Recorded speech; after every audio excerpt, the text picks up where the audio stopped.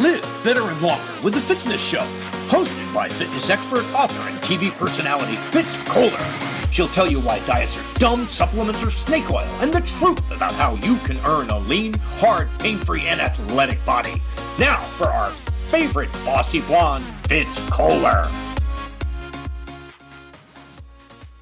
Well, hi, team. I'm Fitz Kohler, your very noisy fitness pro and author from fitzness.com, and welcome to the Fitzness Show. Today, I have a really fun interview. I'm so excited for you to hear.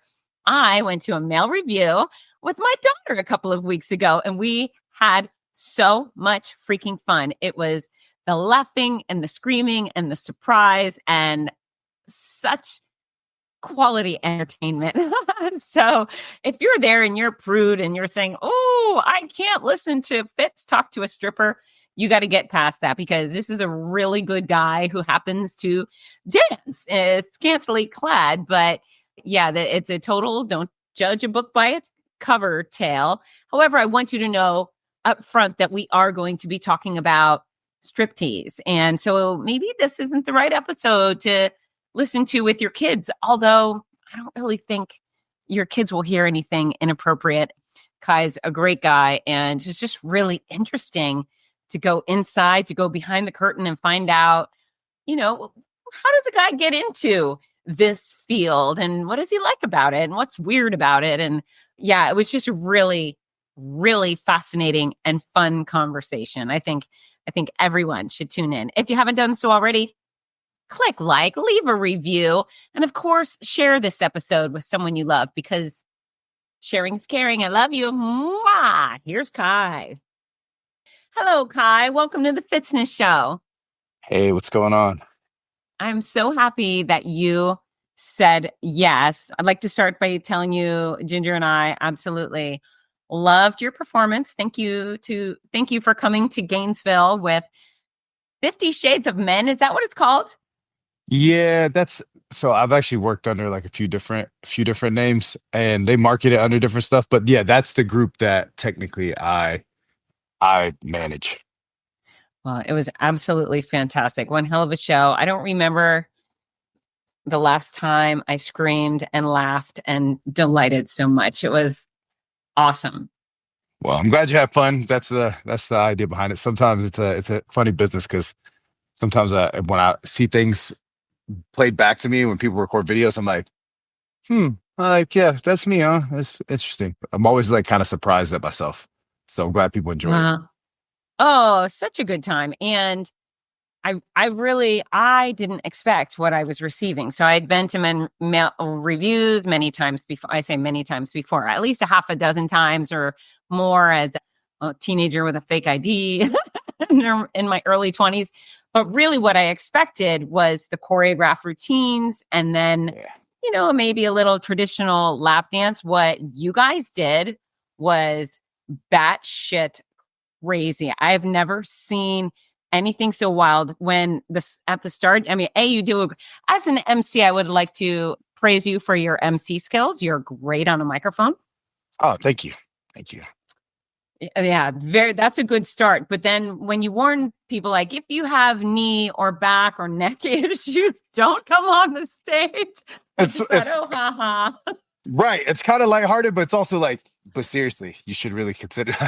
Holy cow. It was the wildest thing I've ever seen. And I brought my daughter, Ginger, who you got to meet, who you got to toss around. And for anyone who doesn't know how this works, this is not your regular lap dance. You pay the door price, and then you can come in and purchase a hot seat. And the hot seat, you guys actually put chairs for all the women who have purchased hot seats on the stage.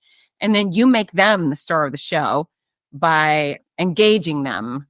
And just wild, not only just dancing for them, but you were literally tossing humans around like rag dolls, flipping women upside down, putting them on the floor, all sorts of surprising moves that I don't think any of us expected. So, wow.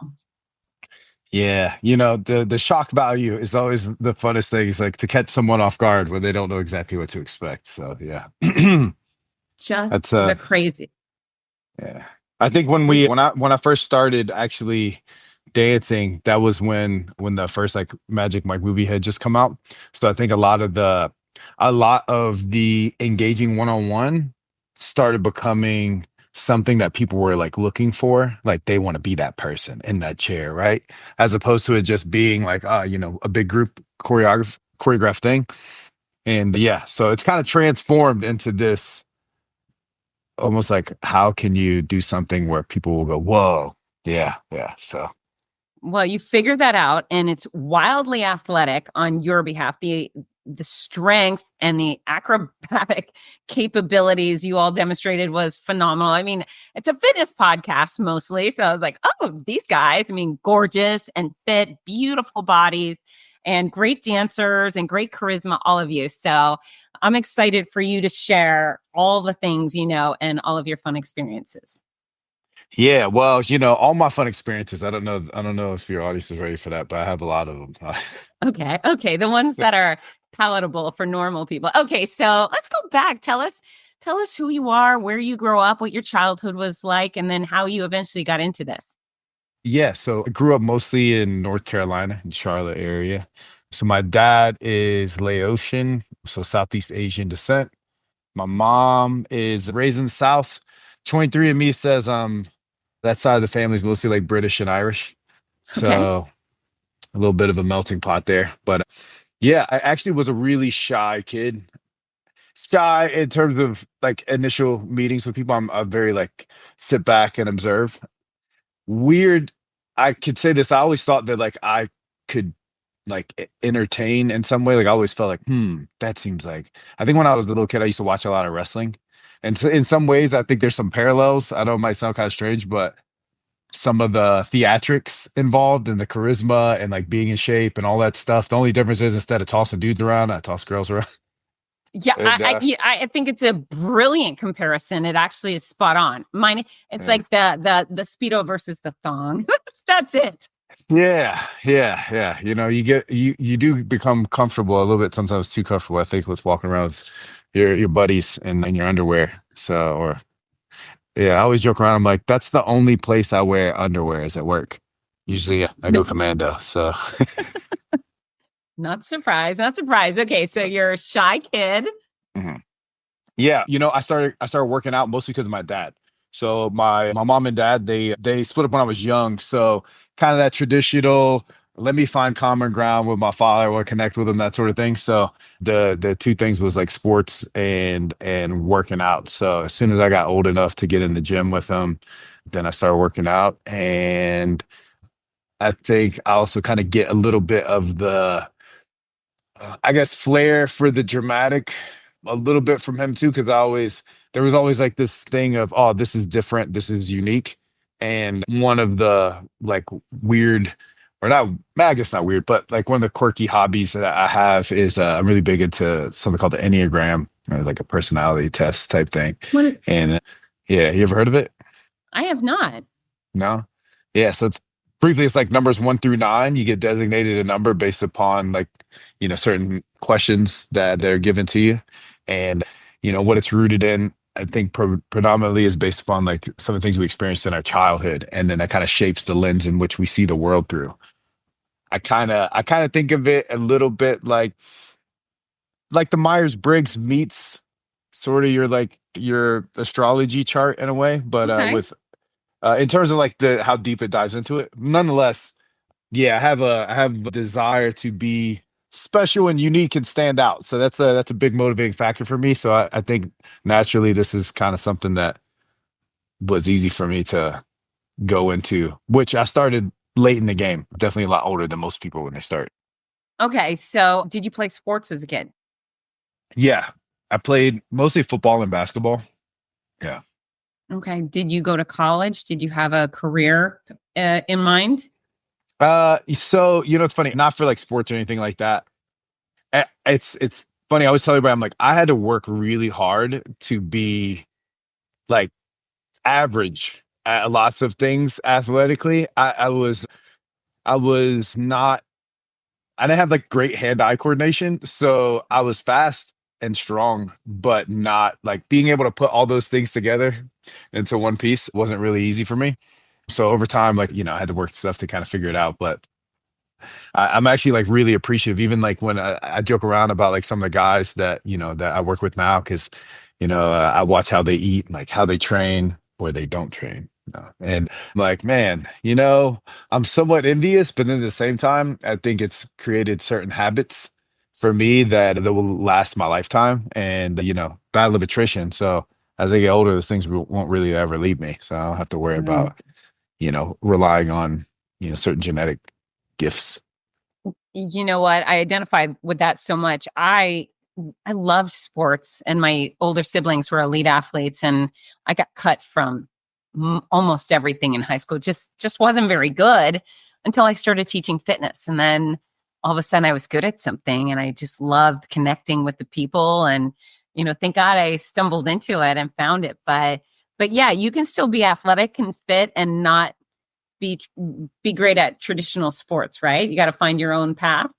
Yeah, yeah, no, and that's the thing is you realize that, it's you don't have to fit in that box of whatever it is. Like there's certain things that I know that I can do that like not most people can do, or like, you piece it all together. And, once you kind of embrace that, it makes it easier to like appreciate, the things that you have as opposed to comparing yourself and, kind of being hard on yourself. That's right. That's right. So, what were your original career goals? It's funny. So looking back, I actually kind of laughed at myself. I'm like, man, I would not have been good at that. So I was actually in school for nursing. If you ask me why, now I can't really give you an answer that is like super in depth. It would be, I would say solely because I was like, you know what? I don't want to be in school that long. That was the thought process. Two is I do like taking care of people, but really I like working with kids. And and it just seemed like a safe play, I guess was the best way to put it. And the way that I grew up was kind of like more, hey, don't mess up, don't get in trouble in these ways. Cause I had a lot of like family history of just kind of people being knuckleheads. Okay. And so the thoughts weren't aspire to this. It's just like, just don't end up like this.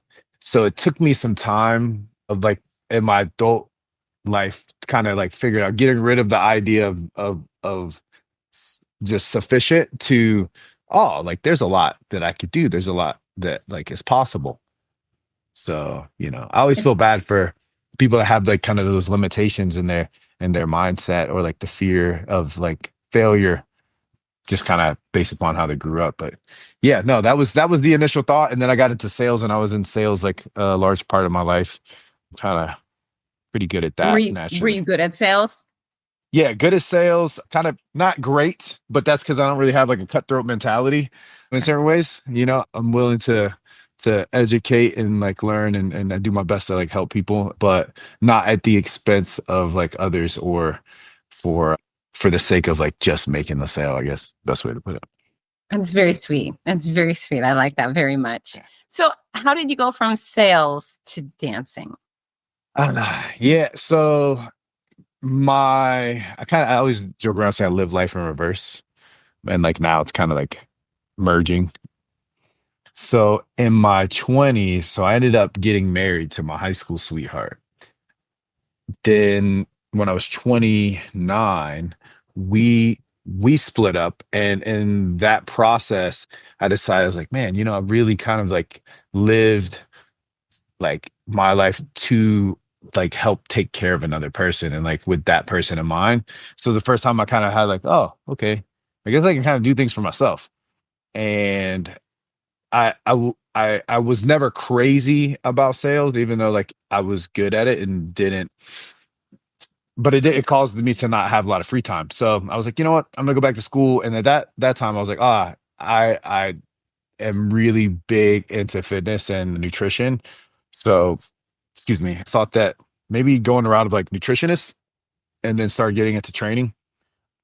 So started going down that road, planning for that. And I'd also started a side business with a few of my friends, and was like, you know what, I'll do that. And like maybe like the side business was a mobile bar business. So I was like, I could do that, bartend, get out of the sales game for a bit, and also kind of dabble into like my own like world of fitness and exploring that and like into some modeling things. And yeah, dancing came about when I was doing like this fashion show, which it was funny because they invited me to come out. Then once I got there, they're like, I remember one of the designers is like, yeah, you're just like, we love the muscles, but you're a little too big to wear any of our clothes. So the only thing we could really do is put you into underwear. Oh, So okay. I was like, okay. I'm like, not uncomfortable with me. I'm kind of used to it. I think from competing on stage and whatnot, that was like not, foreign for me. Oh, so did you do bodybuilding? Yeah. Yeah. All right. Okay. That makes a lot of sense. That's okay. All right. Bodybuilder to underwear model. Got it. Yeah. Yeah. Yeah.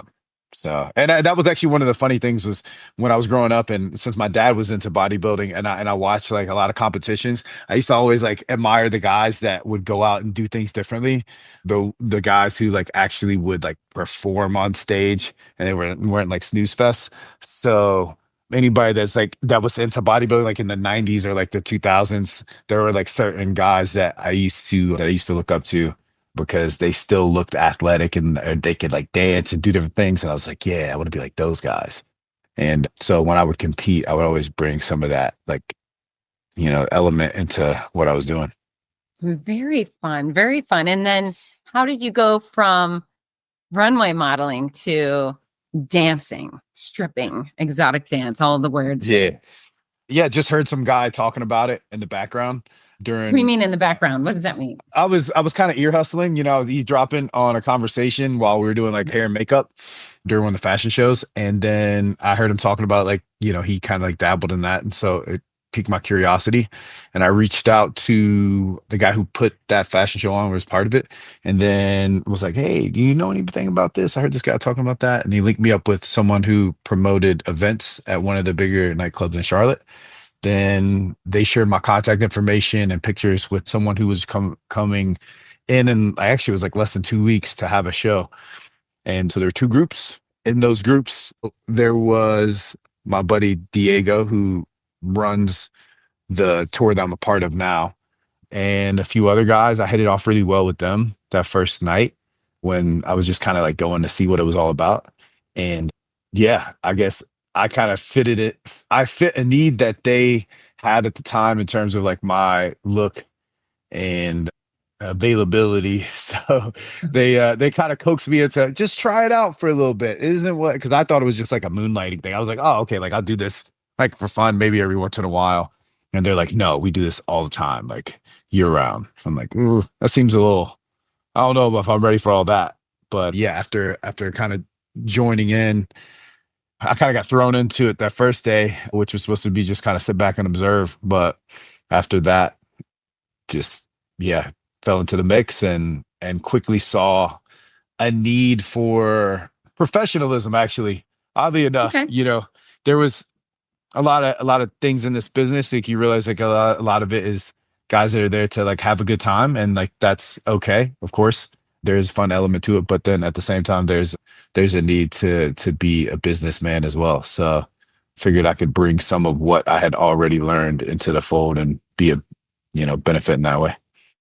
And we will be right back. Are you looking for the perfect gift for a loved one battling cancer? The Cancer Comeback Series by Fitz Kohler offers hope, inspiration, and practical guidance. With Your Healthy Cancer Comeback, My Noisy Cancer Comeback, and The Healthy Cancer Comeback Journal. These books are a lifeline for all patients and survivors. Right now, you can order autographed copies at a special discount. Show your support and help a loved one go from sick to strong. Visit Your first fitzness.com time today. dancing. That's What was that like? Was there any FITZNESS.com. training or coaching Fitzness.com. involved, or did you wing it? How did that work? We're back. So that first night, it was actually there's a really like kind of funny story to this. So I was supposed to just watch and see what it was all about, and then right before it started, they're like, "Hey, you want to make some money?" I was like, "Sure, why not?" And the girl I was dating at the time, she came with me, and we just started like seeing each other like I don't know, maybe like a few weeks before. And this was probably, I think, maybe like 6 or 7 months after me and my ex had separated. And this all ties together, I promise. So I go backstage. That's when I got my name, my dancer name, which is Kai, was because one of my good friends now, his name's Mike, and it can't be two Mikes, you know. Right. So they're like they ran with the fact that my dad came to the U.S. through Hawaii, and that with my look, and at the time bodybuilder Kai Green, they knew I was in a bodybuilder, so they said, "Yo, you should name me Kai." I was like, "I like it. Let's do it." It's perfect. Then they called me out on stage, like just for introduction. They're like, "Listen, don't worry, you're not going to perform on stage or anything like that. So like, it's not a big deal. You're just going to go through the crowd, like probably like twice a night, and you're just going to like do like little short dances for the girls, right? And then just make as many tips as you can." All right, sure, I can do that. So no training. I just kind of did what I felt like made sense. But Yeah. the funny part was that night, whenever they called me out for introductions before they started, in the front row, as soon as I get out on stage, I look out into the crowd. My ex-mother-in-law is sitting Oh boy. in the front row. Yeah. I can't make that. I was like, yeah, this is made for a movie, because like I could not write a funnier story than that. And yeah, that was awkward. But Did you also, dance for her? Did you give her a lap dance? no. Actually, I still don't know whether or not, like, she had a friend with her that I had never met before. And so I wasn't really sure whether or not she told the friend, like, oh my God, like this is, this, or she didn't, because the strange part was the friend kept calling me over there. Oh, And like wow. there was just no communication whatsoever. I was like, all right, I guess it's okay. Yeah. So yeah, no, it was an interesting night, to say the least. That's Uh, that's crazy. Now, were you nervous? no, not really. Yeah. Yeah. Do you ever get nervous? Hmm.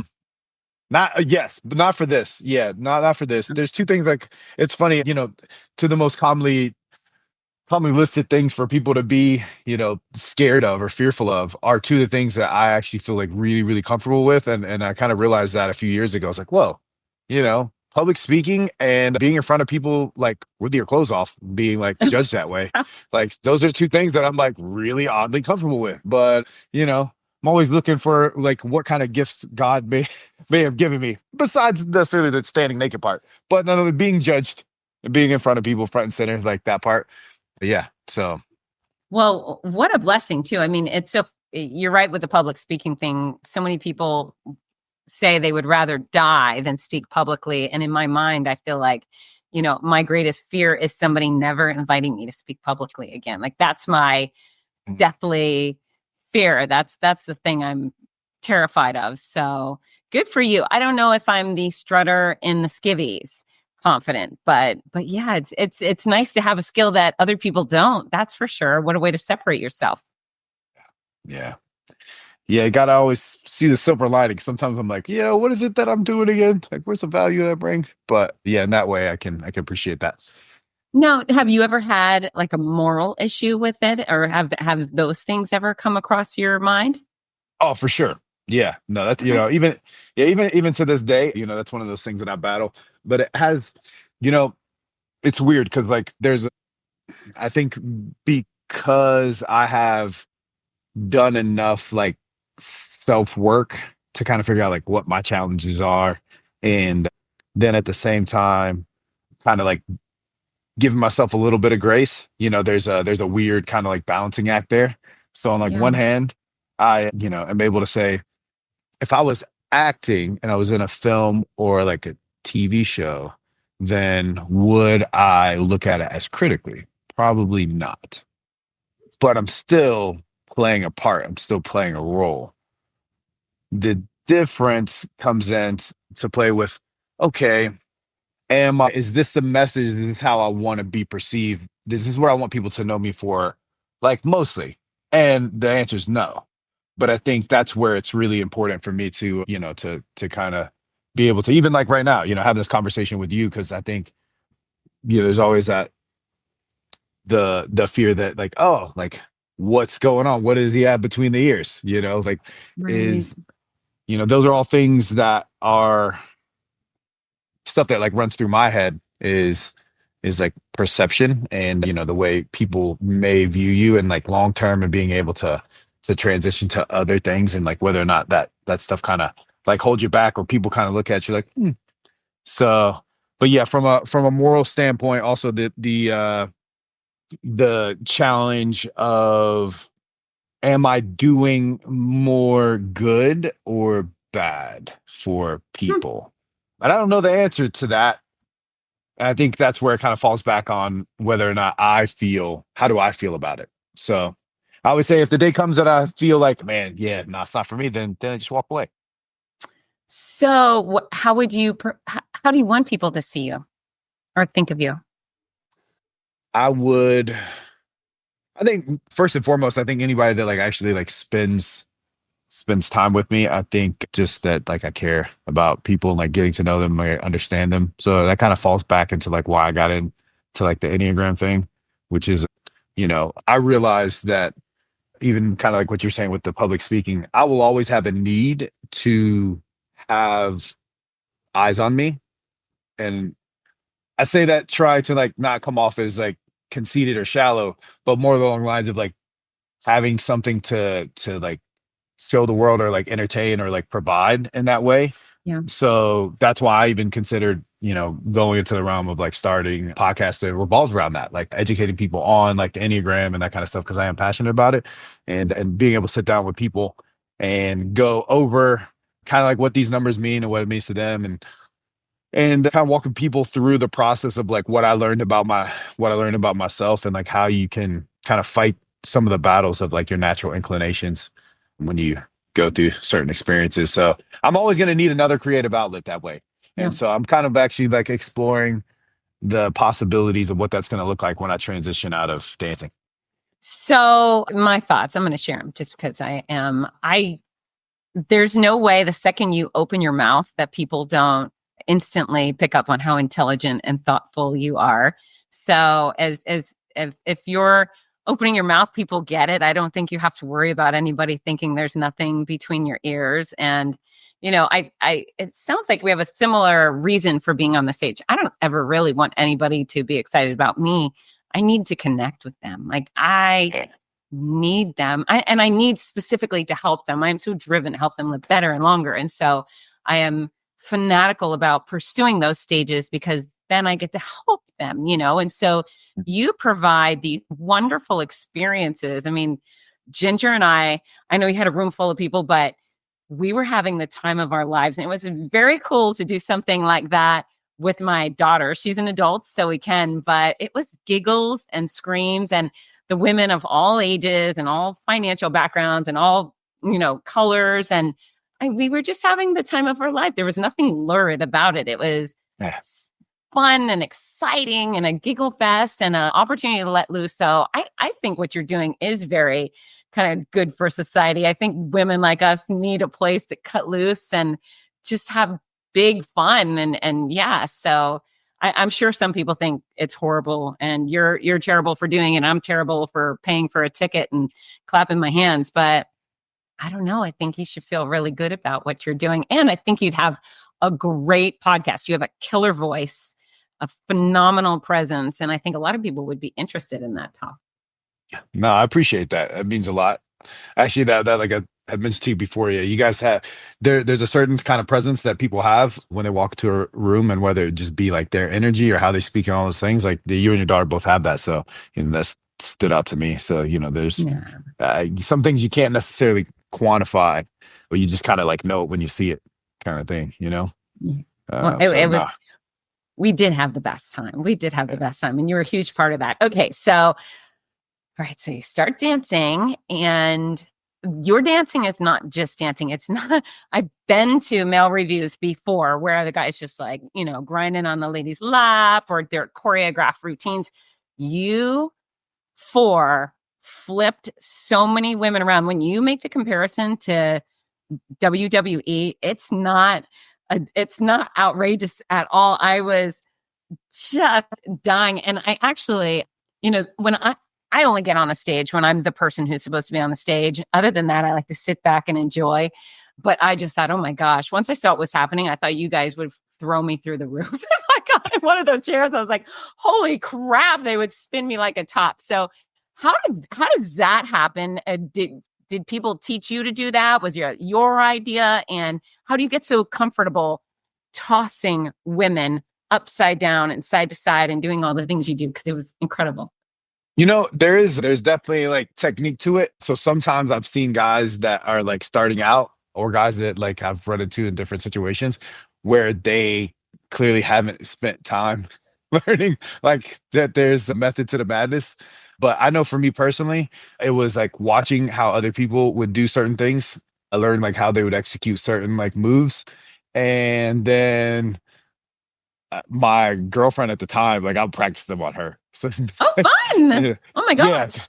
So, it's always nice to have, somebody that you can toss around a little bit and see and make sure that like, oh, okay, like you all right? Like did at any point did you feel like any sort of odd pain or weird situations there? So yeah, no, it definitely it should come with some practice and some observation before you attempt doing any of the things, because I have seen a few accidents, because like you can't necessarily control the person involved completely. Right.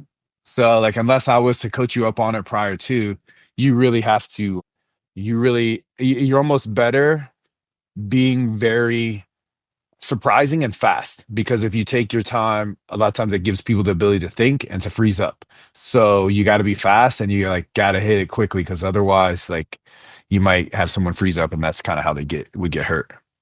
Okay. Okay. Yeah. You flung Ginger around, and it's very funny to be the mom in the back of the room with the cell phone out recording my daughter again flung around like that. But she said after the fact, she said, I had no idea what was going on. Her mind just basically blinked out. She really had no idea what you had done with her. Yeah, that's kind of how I like it. Good that it worked. And then speaking of accidents, so you did gather one cute girl up on, you put her on a railing, and then she fell back. Did you just die inside? And everybody, she was fine, but she did fall backwards off the railing. Of what went through your mind? So, like sometimes, and I hate to say it this way, sometimes you kind of know where the danger lies with certain, patrons. Okay. Depending upon, it's just like anything else, right? You go into a room and you assess the landscape, and you realize like, okay, there's certain things about this person's body language, personality that tells me they might be a little wilder than the others. And so usually that's another thing you got to be very aware of, is like choosing your battles and like what people to do certain things with. If I see someone that's really like very kind of like nervous looking and timid, then like, okay, well then maybe take it easy here. If it's someone that's like smaller, like I remember, that girl being like pretty tiny. Oh. So I kind of knew like, okay, well, I can physically control her. It wouldn't be difficult. What I didn't expect was her to kind of like go rogue. That's the one things you can't account for, is when they decide I'm going to kind of just decide to rodeo up a little bit. That's what I always call it, when girls turn into woo girls. I don't know if you remember that episode from Friends. Yes. Yeah. When they turn into a woo girl and they start hitting the lasso thing, you're in danger. That's when you're in danger. They start leaning back, and then at that point you're kind of, there's not a whole lot that you can do. But I was just glad that she was okay. Yeah. But it does happen every now and then when they try to kind of take control. And in your defense, she was wild. She wanted to be the show, which I thought was very interesting. There were so many women who are like, okay, I am the star of the show. Here I go. And I was like, oh, it's about them. But whatever. It was all just and entertaining as a whole. But yeah, you had a lot of women who were hardcore, ready to be a part of, like, have their own sexy dance routine. Do you see that a lot? You do. And that's actually one of the, sometimes I've run into a few situations in the past where I say it like this. It can be a little bit of a turnoff, in terms of just like, and I don't mean like even in a sexual way. I mean more along the lines of just like the human element of just relationships. It's like, like that's not what everyone else is here for. They're here for this. So like, let us do our thing.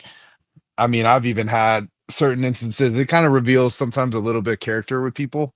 I've had women say some pretty like o- outrageous things to me, and I'm like, did you think before you said that? When it comes to like being on stage, and I know this wasn't a question that you had, but I'm just gonna share this with you. One of the biggest things that like I know me personally, like I hate to hear because it just sounds really ugly, but I have heard it multiple times.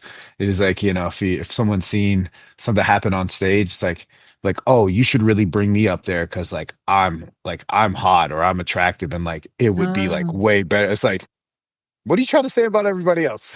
It's like you yeah. realize like, yeah, it's like, no, like like yeah, like I don't want like then it's like I don't really want you up there.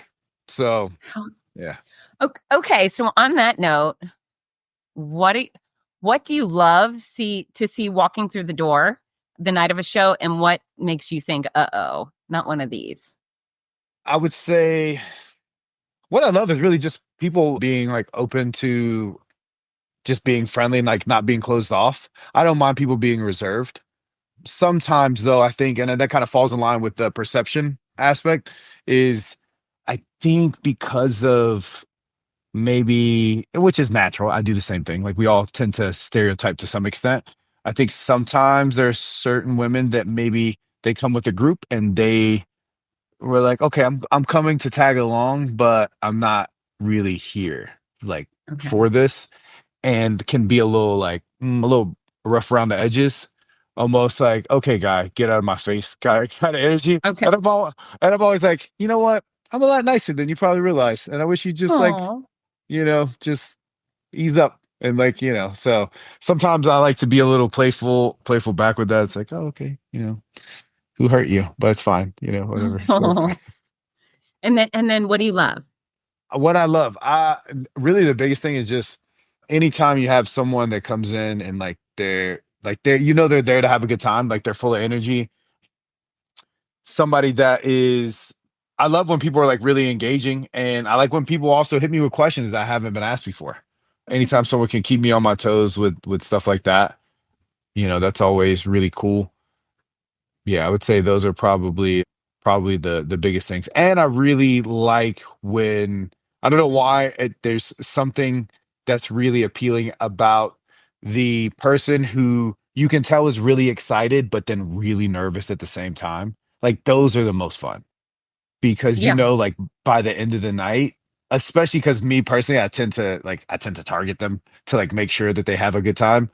Then by the end of the night, like they're like usually like opened up quite a bit, and it's yeah, fun time. So Yeah, I thought it was like right away I thought, "Oh, these are sweet guys." Like whatever your aura is, whatever you gave off, I just thought, "Oh, they're nice. They're nice guys, right? Hot, gorgeous, entertaining, really nice guys, really nice guys." Actually, one of the things I thought that was so lovely, and I think Brody danced for her, but there was a young woman who was special needs in some regard. Like her body worked, but you could tell she had some mental delays, and she had a hot seat dance. And watching the way he danced for her and in a way that was he just managed her because she was kind of all over the place and with enthusiasm. And it was really kind. It spoke volumes of who you guys are.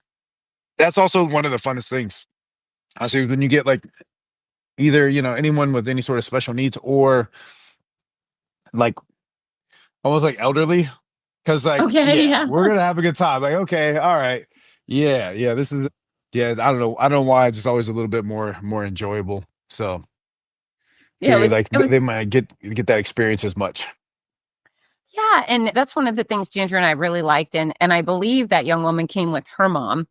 And I Mm. thought, well, how cool that even though whatever her issue is, she's still getting to go out and do this adult thing. She's still going out to have grown up woman fun, which I was appreciative of. And again, you guys handled her like such a pro. It was really kind. I think, it was heart melting, like, oh, look at them. They're really good guys. So great. So great. So fitness.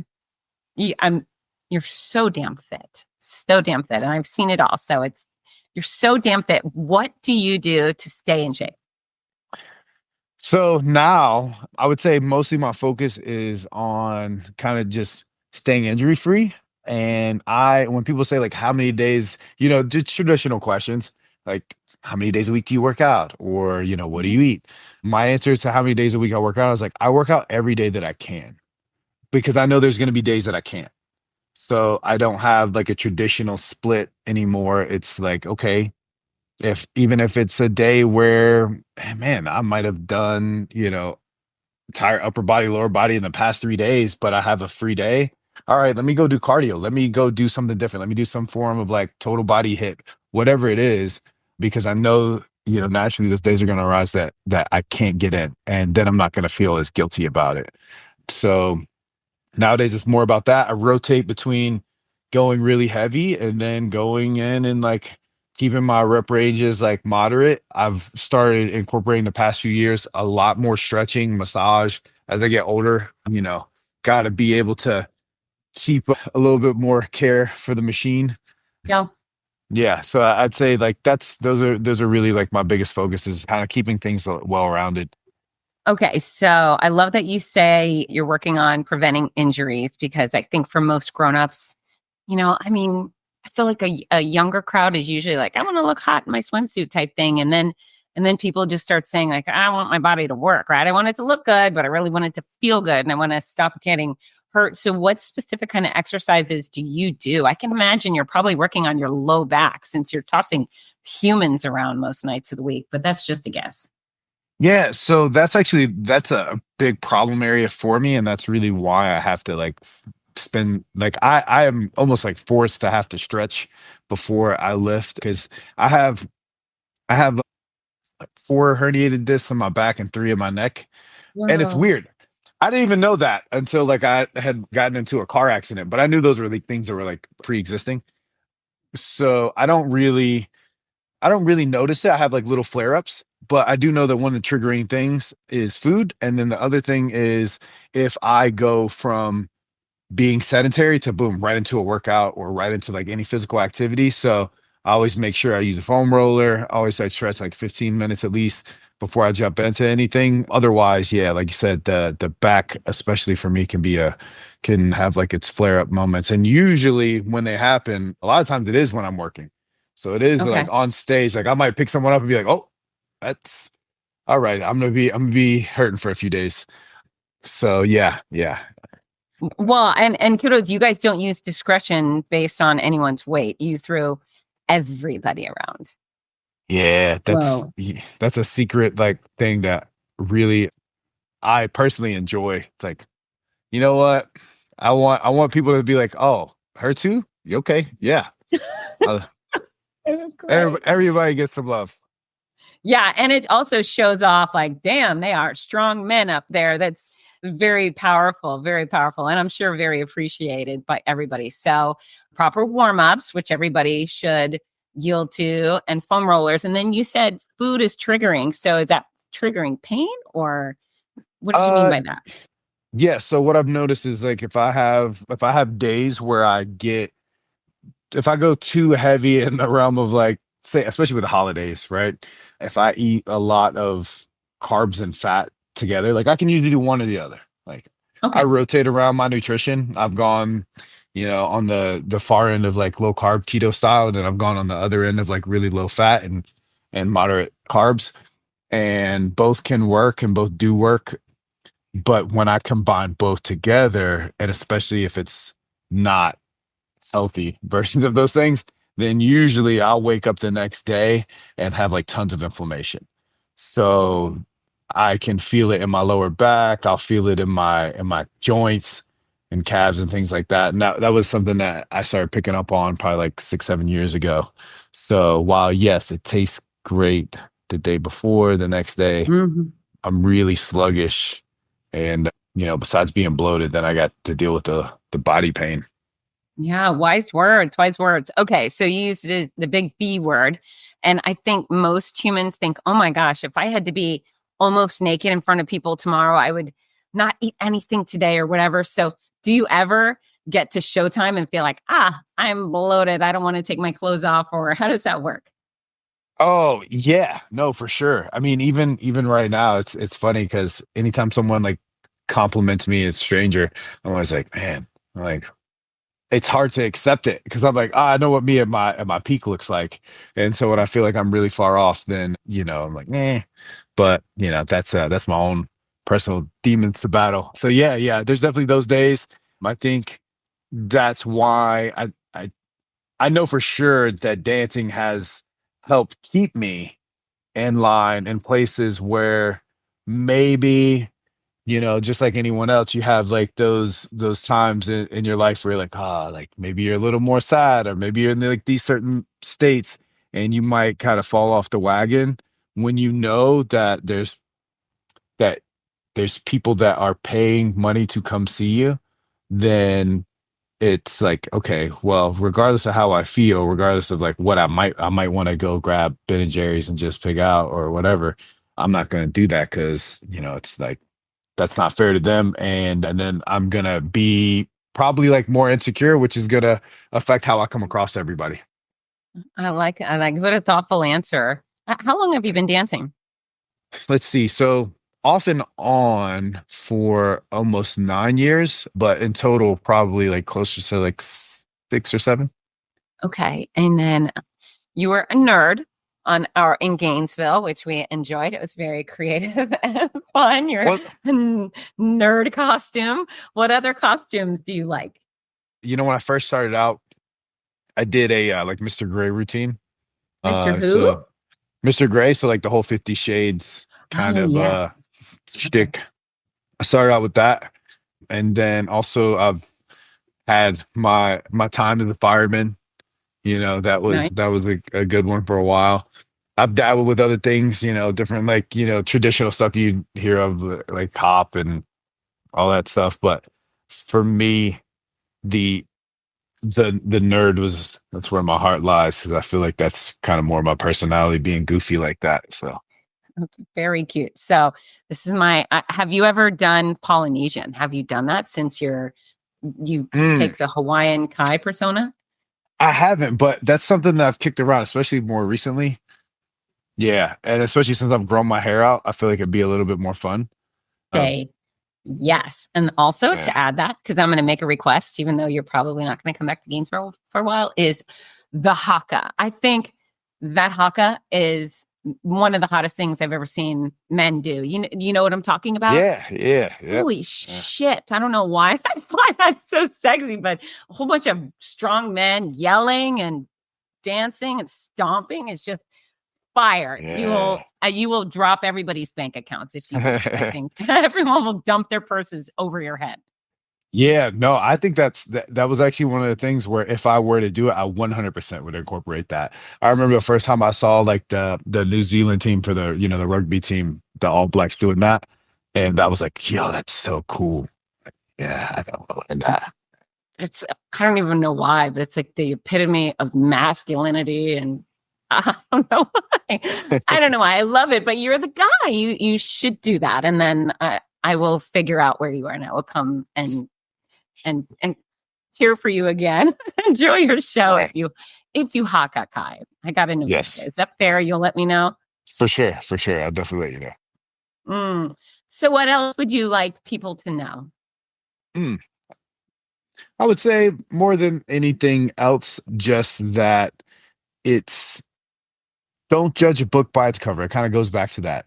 I think one of my favorite sayings about myself is like, I'm a walking contradiction, right? So even kind of going back to the nerd routine, a lot of what I do in my day to day is probably not what most people would think I would be doing.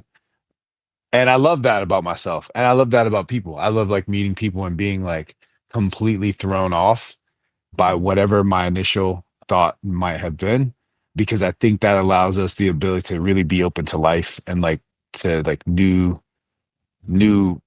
things, and just developing relationships with people that you might not necessarily have thought you would develop relationships with.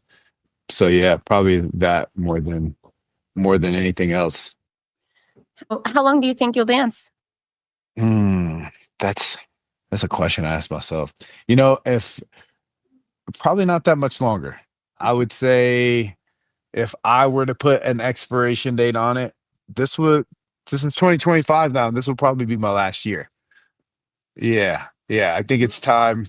Like I said, as the worlds converge, I lived my 20s and my 30s. I lived my 30s and my 20s. And like now I'm ready to kind of shift into another place into my life. And I think part of that is finding a new creative outlet and like figuring out how to settle down, what that looks like, and being one place for like more than a week. Yeah. Yeah. Do you have any idea what you'd like to do next? Yeah. So it's funny. Part of my like nerdy stuff is like I'm really big into investing Oh, and yeah, yeah. Like I like any and everything that revolves around finance. I think one of the things that I've been studying for is to be an IA. And some of it I just do just for my own personal knowledge. I don't know if necessarily that's going to be the route that I go, but I'll also have like I have a really creative side. There's like things that I've been working on in the background because I love clothing, I love design, I love fashion, I love especially being like a bigger guy. There's more stuff now, but there hasn't always been things that are made to like fit hmm, us yeah. naturally, especially things that are like more trendy. So like those are areas that like I'm always like looking into and like a little more curious about. So I don't know exactly what's gonna take precedent, but I always have my like even now I do life insurance as well. So like I always have my hands in like multiple pots, so to speak, and I always trust that like God will show me whatever way is the path that I'm supposed to go eventually. So Well, you are a fascinating man. I'm so happy you said yes to being on my show. Thank you. yeah, no, thanks for having me. Okay, so we always close out the show with two things. So, number one is a communication tip. And so, what would you recommend people do in order to connect or communicate with other people better? So how about I'll give you two because like one I've already said, which is take the Enneagram test, learn about yourself. And then the people that you love, have them take it because it will help you communicate with them. I will say that's the most important resource that I've come across. It's not hokey. It's not it has to me like not really any like spirituality like background to it, and it's just really just focused on your trauma and what your childhood trauma has caused you to react to certain things. So when you have other people that you love and they may react in a way where you're like so confused by it, it will allow you to see things through their lens a little bit more. And I think when we have the ability to have more patience and grace for those around us, then it's just a better world to be in. And read the book, even though it's an oldie, it's a goodie, How to Win Friends and Influence People. It's not just a sales book. It's a great book for life and like, you know, getting your needs met and other people's needs met. Brilliant. That's one of the best sellers of all time, right? Yeah. People Yeah. like to hear their name. Yep, for sure. For sure. All right, my next. Oh, and Enneagram tests. Can people just take that for free online, or how do you do that? Yeah, there's a few different ones online that you can take. Some of them, like when you get to the end, it'll try to like get you to pay for like extensive results. But really, if you take it, you can see the number, and when you get the number, you can do your own research and look into it. Yeah, like I said, I've already started like working on some like smaller clip videos for like TikTok because I don't really have a lot on TikTok. Most of my content that I've ever created, just in general with social media, is like more Instagram based. But I was thinking about actually putting some of the stuff on our group page on Facebook because that's the majority of the following that's on there. Which, speaking of, if you're interested, I can connect this whenever you're finished to our Facebook, and you'd have a huge female audience to Yes, reach out. please. I would Yeah, love that. I would love that. yeah, Thank you. Thank you. yeah. And No, I'm of sure course. they would just die getting to know you in this way. This has been a really great hour with Kai. Yeah, yeah. No, it was a good time for me too. Yeah. Okay. And my final question is I need for you to recommend to our listeners how a song for them to exercise to, whether they're dancing or mountain climbing or surfing, whatever. What song would you like everybody to download on their playlist? Oh, I love music. That's one of my passions. That's a tough one. And I will tell you this. I listen to music that most people probably don't listen to when they do physical activities. Like I listen to songs that are a little sappy. Okay, that's okay. You can hit us It's with weird whatever you want. because like emotions drive me. So sometimes emotions drive me to like do things that physically I might not be able to do. So I'll give you one that is, and over the past few years, I've really got into electronic dance music. So I'll give you one that's kind of a hybrid, where it's got some passion behind it. It does have lyrics, and it's one that if you got a little bit of, those sad thoughts. My music specialty is like what we like to call sad boy music. So Sad boy. with yeah. It doesn't mean I'm sad all the time. I'm appreciative of all feelings, even sad ones. So I would say there's a song called Hollow. Yeah. And it's by Kai Wachi. Oddly enough, his name's Kai, the DJ, and another DJ named Dabin, which is Okay. spelled Dabin. So yeah. Hollow Yeah. by Kai and Dabin. So it's I'm got really- it's got like some rock based energy to it, and then the electronic part, and then the feels of the lyrics. So I think those three, if you need something to get you going, if you like tapping into the emotional side of things while getting a little aggression out, it's good. It's good stuff. Well, I'm actually going to go lift after this, so I am going to play Hollow. It's All right. immediately Right. going on my playlist. Thank you for a new suggestion. Yeah, let me know what you think. Kai, can you tell people where to find you on social media, how to follow and connect with you?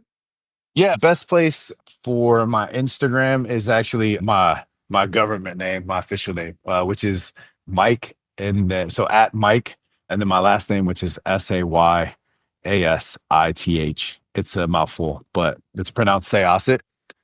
Yeah, so that's the Instagram handle, and yeah, that's really the best place to see kind of up to date content with me. Like I said, I'm working on getting stuff out there for TikTok, but I'll post that on my IG once I'm done.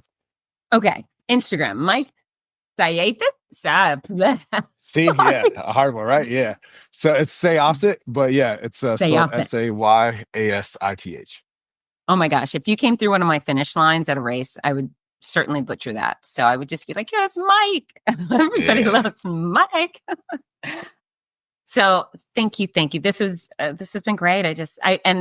I want to tell you how much we've really enjoyed your show, and you're so talented and charismatic and fit, all the elements. And I think even more highly of you now. So you're a great guy, Kai. Thank you for coming on my show. Yeah, no, thanks for having me. All right. Final thing is you have to look at the camera and tell everybody out there to get to work. Yeah, get to work. Tomorrow doesn't count. Today's the only thing we have. So get at it. Bye, Kai. All right, bye-bye.